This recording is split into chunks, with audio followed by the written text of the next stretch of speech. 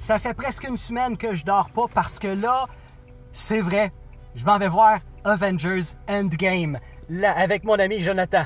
La conclusion de 11 ans de film Marvel. Ce qui me plaît le plus à propos de ce film-là, oui, j'aime les films Marvel, mais justement le fait que on peut amener des éléments de ces 21 derniers films-là. Donc, on peut avoir une série de punch incroyables. Est-ce que toi aussi, tu as souffert d'insomnie comme moi depuis la dernière semaine? Pas tant. Jonathan, lui, il gère mieux ses émotions que moi. Ça y est, je suis revenu du film Avengers Endgame. Et avant de parler de mon impression sur le film, je veux parler un peu du marketing de ce film-là qui est excellent à mon avis. Parce que ce qu'on a fait dans le fond, les bandes-annonces qu'on a vues et tous les extraits qu'on a vus, eh bien, c'est uniquement durant les 20 premières minutes du film, tous ces extraits-là. Donc Marvel nous a vraiment gardé dans le mystère et ça devrait être beaucoup plus souvent comme ça au cinéma parce que le marketing conventionnel d'un film, on voit à peu près tous les gros moments arriver, même des fois certains punchs. Donc, Marvel a décidé de faire ce type de marketing-là. C'est brillant. Ils ont fait un peu la même chose avec Avengers Infinity War l'année passée. Et c'est une des raisons pourquoi j'ai été déçu de Infinity War parce que je m'attendais à un petit peu trop. Je m'attendais à beaucoup plus. Autant Infinity War que Endgame, il y a beaucoup de théories qui circulaient sur le web. Et Infinity War, les théories, il y en avait beaucoup que j'adorais. Et Endgame, la même chose, des théories incroyables, parce qu'il ne faut pas oublier que ce film-là, le 22e film de l'univers cinématographique de Marvel, eh bien, c'est la conclusion de tout ce qu'on a vu jusqu'à date. Et ça, c'est la première fois de l'histoire du cinéma que quelque chose comme ça se fait.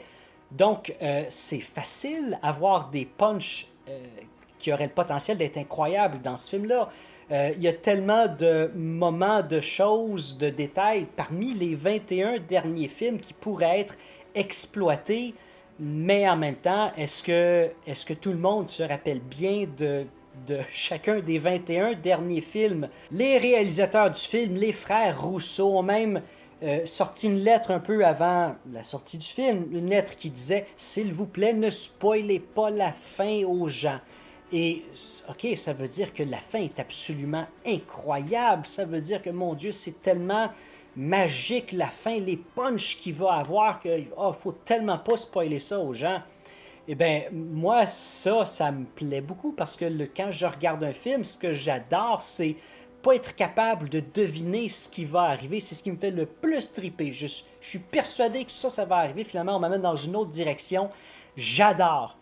Mais en même temps, ce type de marketing-là, dire aux gens, s'il vous plaît, ne spoilez pas la fin.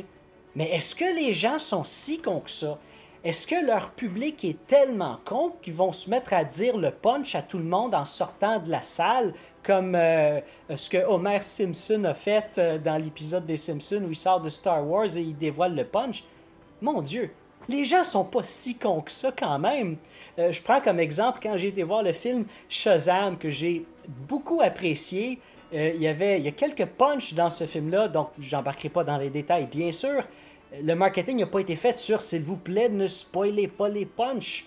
Et en même temps, il n'y a personne, ni sur le web, ni aucun de mes amis qui m'a vendu le punch avant. Les gens sont pas cons, ils savent garder un secret quand même. Et pour ce qui est du film Avengers Endgame, eh bien, j'ai été déçu, un peu comme Infinity War. Je pense que je m'attendais à beaucoup trop. Et c'est ça le problème dans ce type de film-là, à mon avis. Mais en même temps, il y a tellement de gens, je fais partie de la minorité qui ne l'a pas vraiment apprécié, parce que tout le monde, parce que, bon, personne ne savait vraiment qu'est-ce qui allait arriver. Les gens ont su, pas mal tous, apprécier ces moments-là, et moi, je trouvais qu'il en manquait. Il manquait de punch, il manquait tellement de choses. Les premières critiques que j'avais lues, ça disait il n'y a pas de bon moment pour aller aux toilettes. Le film est 3 heures, donc si vous avez envie, ben, chaque instant est tellement important.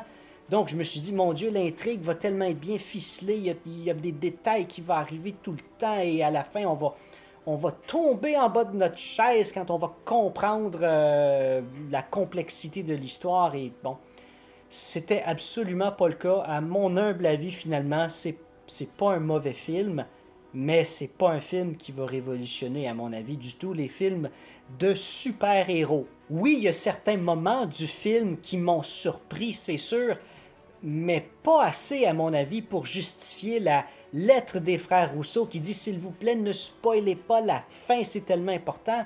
Parce qu'en même temps, qu'est-ce qu'il y a à spoiler de si incroyable que ça? Comme je l'ai mentionné, il y a beaucoup de théories que j'ai adorées à propos de Endgame. Et finalement, on a droit à une parcelle de tout ce potentiel-là, finalement, dans le film, ce qui m'a énormément déçu. C'est un film agréable, c'est divertissant, sans plus, ça va pas révolutionner le cinéma. Est-ce que vous l'avez apprécié autant que moi, ou peut-être vous l'avez adoré?